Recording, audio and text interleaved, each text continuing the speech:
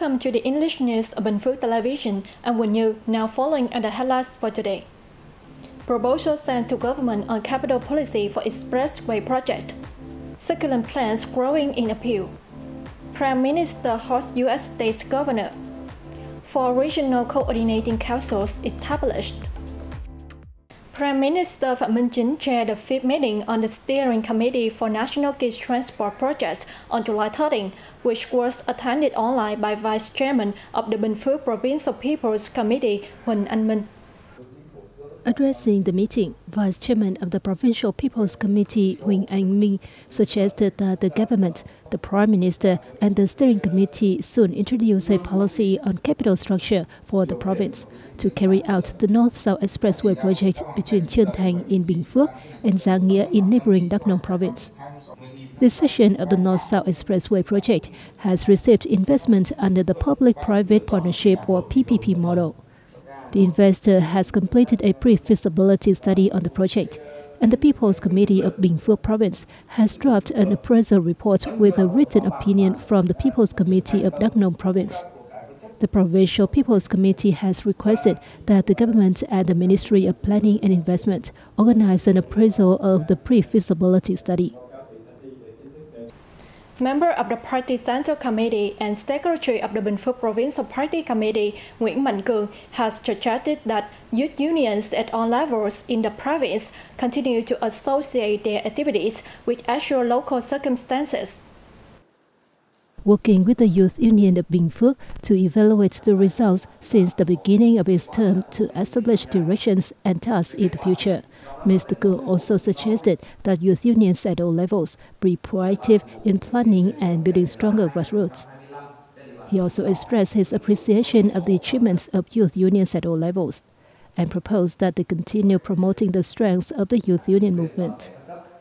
Since 2020, through the I Love My Country, Youth to Build a New Countryside, a Civilized City, and 4 Dear Juniors movements, among others, grassroots youth unions have mobilized dozens of millions of Vietnam dong to conduct meaningful and practical activities. Since 2020, the grassroots have introduced over 6,500 outstanding youth union members to the Communist Party of Vietnam, of which 2,316 were admitted to the party. Stemming from a passion and special love for succulent plants, many florists in Bình Phước province have created flower pots with plants to give customers more choice for holidays and special events. Compared to fresh flowers, succulent plants are heavier and more difficult to shape, so floral arrangements require more time. The florist must cut the roots of the plant and make a fixed stem for the succulents to be shaped. To make floral products even more beautiful, florists can color succulent plants or choose many different types, combining them with other flowers, leaves, and accessories. Other products from fresh flowers can only be displayed for 2 to 3 days, but flower pots made from succulent plants have longer life, contributing to increasing their value.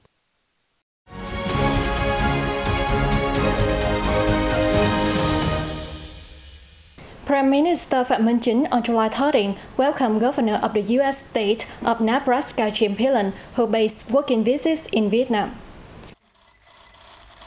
Prime Minister Chin suggested that Nebraska state will strengthen the exchange of delegations with localities of Vietnam and play their better role as a bridge in Vietnam-US relations. The government leader asked the two sides to strengthen cooperation in agriculture and promote affiliation in the fields that the two sides have potential, such as education training, high technology, finance and banking. The Nebraska governor highly appreciated Vietnam's orientation in developing high-tech agriculture and animal husbandry. Nebraska will support Vietnam in this field, especially technology transfer, the governor affirmed. At the meeting, both host and guest agreed that the two sides still have room for further cooperation, and they need to continue promoting the relationship between Nebraska state and Vietnam and its localities. A strong surge in passenger and goods transport was recorded in the first half of 2023, marking an impressive recovery of the sector post-pandemic. Concretely, the transport sector carried over 2.17 billion passengers and about 1.1 billion tons of goods in the review period. The two figures both recorded an increase of nearly 16% year-on-year, according to a report by the Ministry of Transport.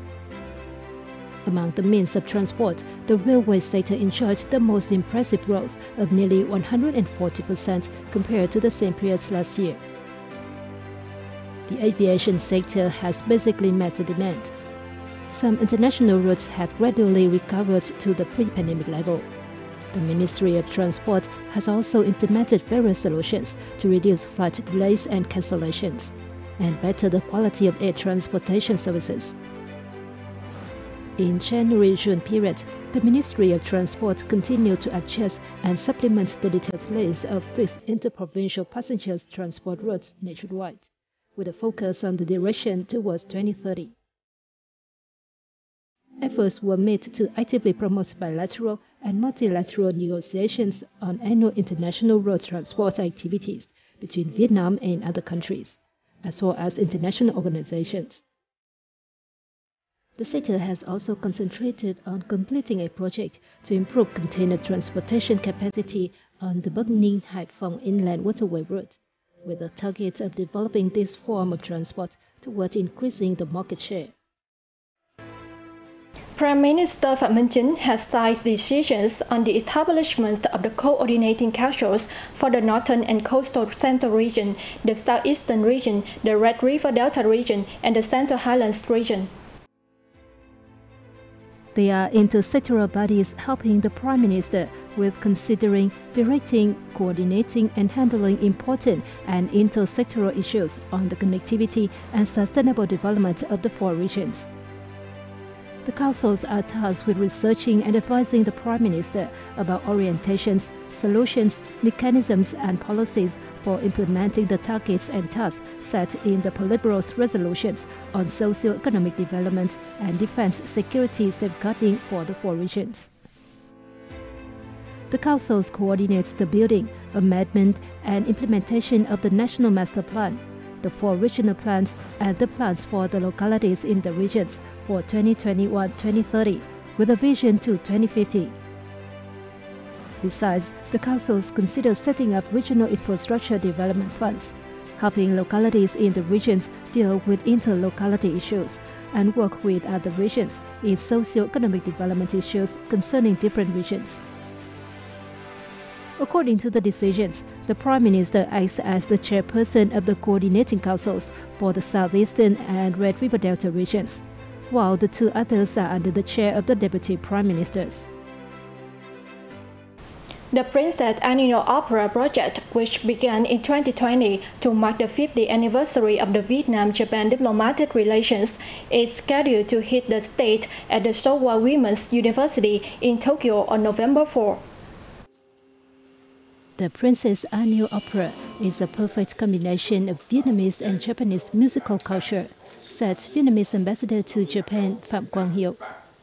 Its staging at the Showa Women's University on the anniversary of occasions reflects the close friendship and people-to-people exchanges between the two nations. The opera is based on a real love story between Japanese merchant Araki Sotaro and Princess Ngọc Hoa, called Princess Annual by Japanese in Hội An, Vietnam, during the trading era of the Xuân Sen in the early 17th century.